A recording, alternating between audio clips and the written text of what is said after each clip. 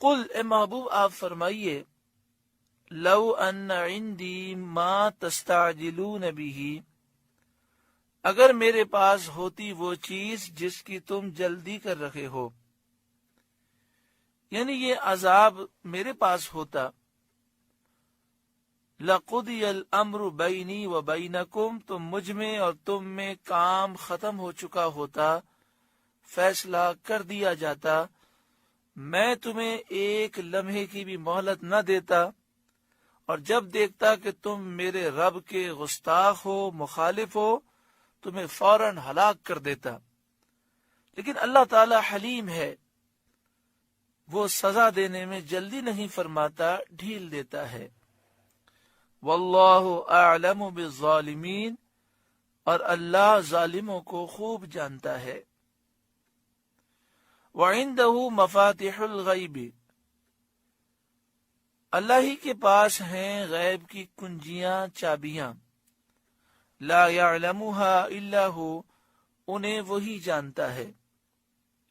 غیب اللہ تعالی ہی جانتا ہے، تو جسے وہ چاہے وہی غیب پر مطلع ہو سکتا ہے، بغیر اس کے بتائے کوئی غیب نہیں جان سکتا۔ اس آیت میں مشرکین اور کفار کا رد کیا گیا، جو کاہنوں کے بارے میں یہ عقیدہ رکھتے تھے کہ کاہنوں کو جنات غیب کا علم دیتے ہیں، اور جنات کے بارے میں وہ سمجھتے تھے کہ انہیں غیب کا علم ہے۔ تو اس کا رد کیا گیا کہ غیب کا علم اللہ تعالیٰ کے پاس ہے، اور اس کی چابیاں اللہ کے پاس ہیں۔ اللہ جسے چاہتا ہے عطا فرماتا ہے، تو اللہ نے کاہنوں کو، نجومیوں کو اور جنات کو غیب کا علم نہیں دیا۔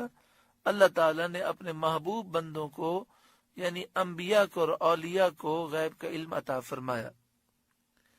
اللہ نے انبیاء کو وحی کے ذریعے غیب کا علم عطا فرمایا، اور اولیاء کو انبیاء کے وسیلے سے غیب نصیب ہوا۔ یہاں پر دیکھیں، یہاں فرمایا گیا کہ غیب کی چابیاں اللہ کے پاس ہیں۔ چابی فرمانے میں ایک واضح اشارہ ہے کہ جیسے کسی کے پاس گھر کی چابی ہو تو جب تک وہ نہ چاہے دروازہ نہیں کھلتا، تو اسی طرح غیب کی چابیاں اللہ تعالیٰ کے پاس ہیں، بلا تمثیل، بلا تشبیہ۔ سمجھانے کے لیے مثال دی گئی، اللہ تبارک و تعالی چاہے گا تو کوئی غیب پر مطلع ہو سکے گا۔ اللہ کا علم ذاتی ہے، اور اللہ جسے عطا فرمائے گا وہ عطائی علم ہے، اور جتنا اللہ تعالیٰ عطا فرمائے گا اتنا ہی اللہ کے نیک بندے جانتے ہیں۔ وَيَعْلَمُ مَا فِي الْبَرِّ وَالْبَحْرِ، اور وہ جانتا ہے جو کچھ خشکی اور تری میں ہے، سمندروں میں، دریاؤں میں، نہروں میں، چشموں میں، زمینوں میں اور پہاڑی علاقوں میں، میدانی علاقوں میں، جو کچھ بھی ہے اللہ جانتا ہے۔ وَمَا تَسْقُطُ مِن وَرَقَةٍ إِلَّا يَعْلَمُهَا، اور جو پتا گرتا ہے اللہ اسے جانتا ہے۔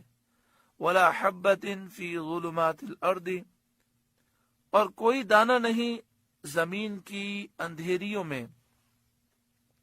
وَلَا رَطْبٍ، اور نہ کوئی تر، وَلَا يَابِسٍ، اور نہ خشک، إِلَّا فِي كِتَابٍ مُبِينٍ، جو ایک روشن کتاب میں لکھا نہ ہو۔